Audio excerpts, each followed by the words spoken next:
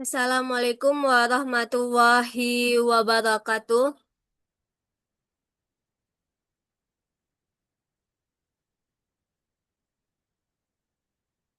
Perkenalkan, nama saya Sumaya dari jurusan Pendidikan Luar Biasa RPL tahun 2025.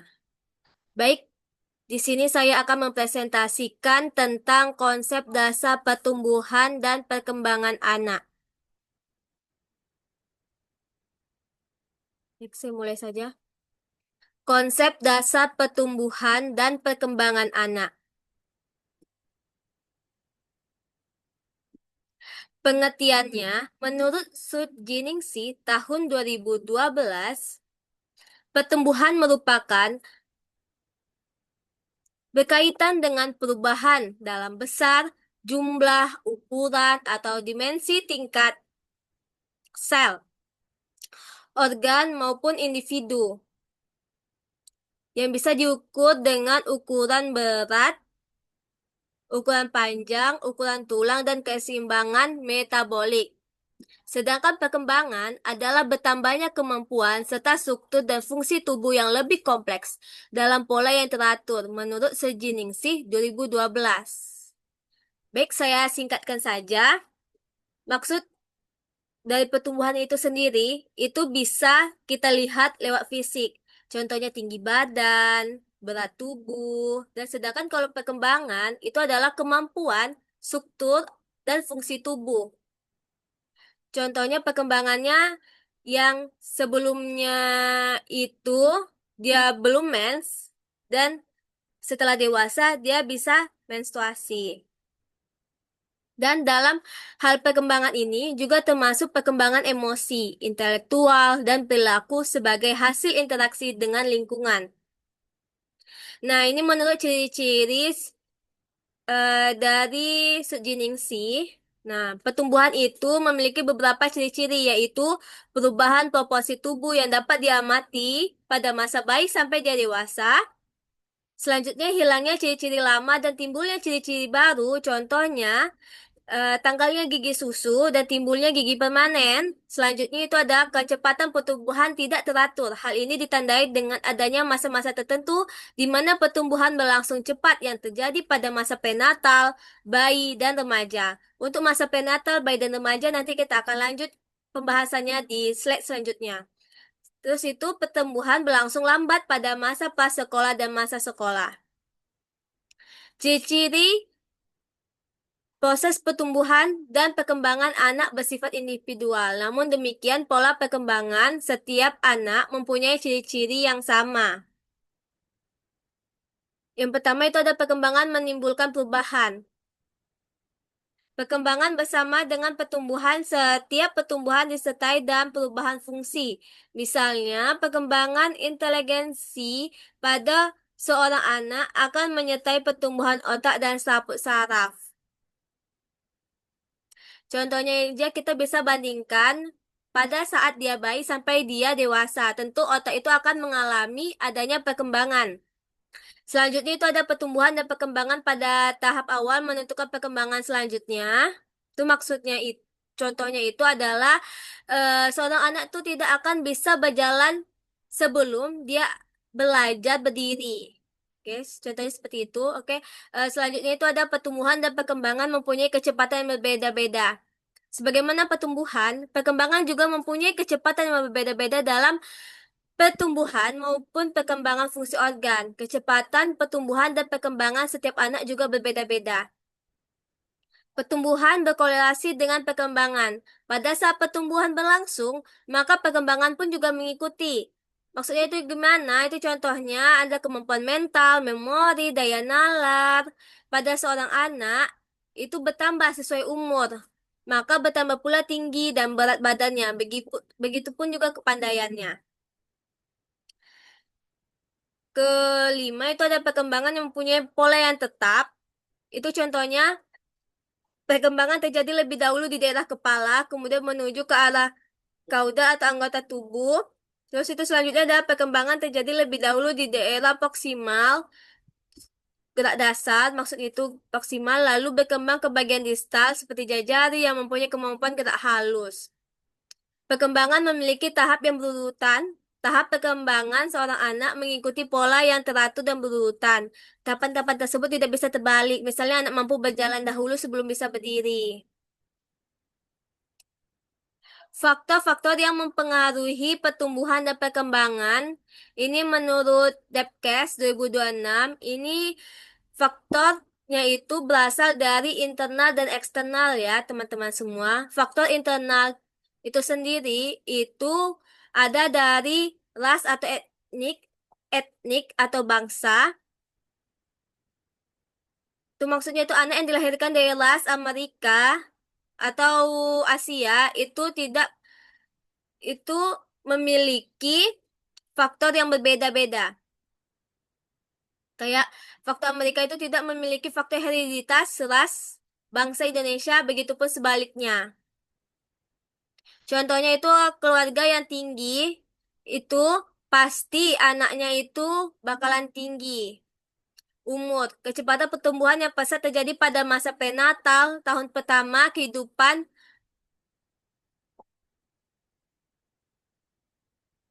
tahun pertama kehidupan dan masa remaja. Jenis kelamin itu biasanya anak perempuan itu berkembang lebih cepat daripada laki-laki. Tetapi setelah melewati masa pubertas, itu pertumbuhannya itu sebaliknya. Anak laki-laki yang akan lebih tumbuh lebih cepat. Selanjutnya itu ada genetik. Itu adalah bawaan anak yang potensi anak yang akan menjadi ciri khasnya. Ada beberapa kelainan genetik yang akan mempengaruhi tumbuh kembangnya. Dan selanjutnya itu ada kelainan kromosom. Faktor-faktor yang mempengaruhi pertumbuhan dan perkembangan selanjutnya itu adalah faktor prenatal. Faktor prenatal itu maksudnya adalah faktor yang ada di dalam kandungan. Faktor yang mempengaruhinya adalah gizi. Nutrisi yang dikonsumsi ibu selama hamil akan mempengaruhi pertumbuhan janin. Makanya ibu-ibu yang sedang hamil itu diwajibkan untuk meminum konsumsi vitamin agar anak-anaknya baik. Selanjutnya itu ada mekanis, toksin atau zat kimia. Kalau kita banyak mengonsumsi zat kimia akan menyebabkan kelainan endokrin, itu diabetes mellitus. Pada ibu hamil dapat menyebabkan beberapa penyakit. Radiasi itu mengakibatkan kelainan pada janin. Dan selanjutnya itu ada infeksi. Itu juga dapat menyebabkan kelainan pada janin seperti katarak, bisu tuli, kelainan jantung, dan ada kelainan imunologi. Kelainan imunologi ini timbul karena perbedaan golongan darah antara ibu dan janin sehingga ibu membentuk antibodi terhadap sel darah merah janin kemudian melalui plasenta masuk ke dalam peredaran darah janin dan akan menyebabkan hemolisis yang selanjutnya mengakibatkan hiperbilirubin anemia yang akan menyebabkan kerusakan jaringan otak pada janin tersebut.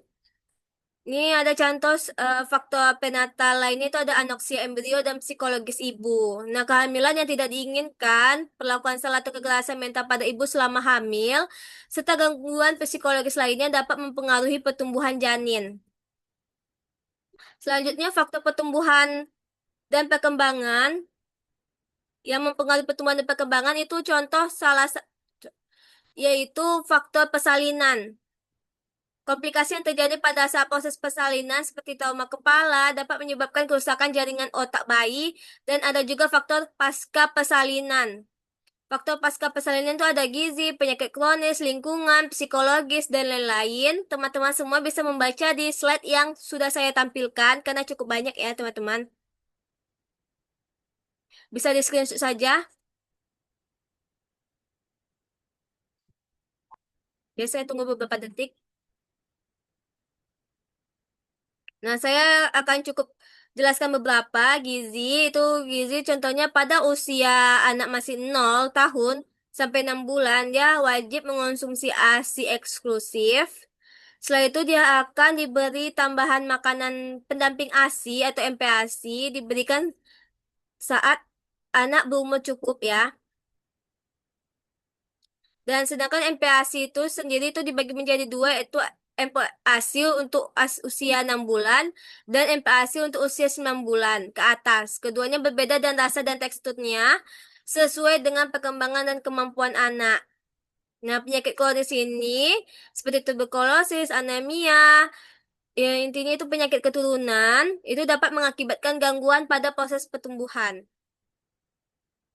Selanjutnya ini adalah tahapan pertumbuhan dan perkembangan anak. Yang pertama itu ada masa prenatal atau masa dia pada masa janin.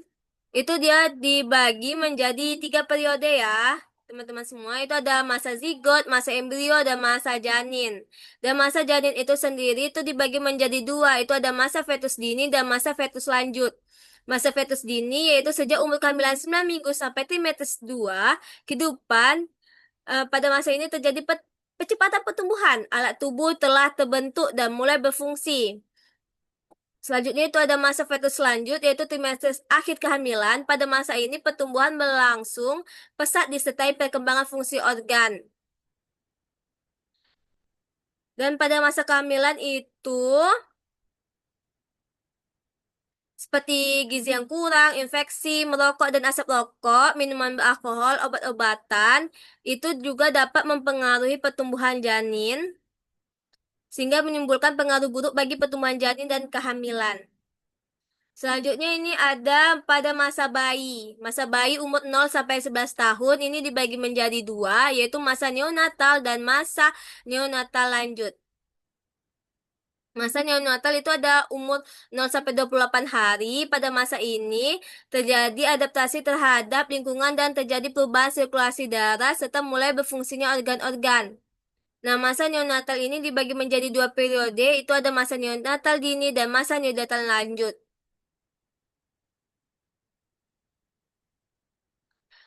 Masa neonatal dini itu umur 0 sampai 7 hari dan sedangkan masa neonatal lanjut itu umur 8 sampai 28 hari. Selanjutnya ini ada masa toddler. Ini masa toddler itu ada masa yang sangat aktif-aktifnya. Pada periode ini kecepatan pertumbuhan mulai menurun dan terdapatnya kemajuan dalam perkembangan motorik kasar dan motorik halus serta fungsi ekspresi. Selanjutnya ini ada masa prasekolah itu untuk umur 3 sampai 6 tahun, masa anak sekolah 6 sampai 12 tahun dan masa anak usia remaja itu 12 sampai 18 tahun. Untuk teman-teman semuanya bisa baca di slide yang telah saya sampaikan. Untuk tidak membuang waktu, saya akan melanjutkan ke slide selanjutnya. Ini adalah teori-teori perkembangan anak. Nah, ini menurut Piaget, perkembangan kognitif menurut Piaget itu ada 5, 4 ya. Ada 4, itu ada tahap sensori motor, 0 sampai 2 tahun. Ada tahap operasional, 2 sampai 7 tahun. Tahap kongret, 7 sampai 11 tahun. Formal operasional, lebih dari 11 tahun sampai dewasa. Nah, pada tahap formal operasional, pada tahap ini anak sudah membentuk gambaran mental dan mampu menyelesaikan aktivitas yang ada dalam pikirannya, mampu menduga dan memperkirakan dengan pikirannya yang abstrak.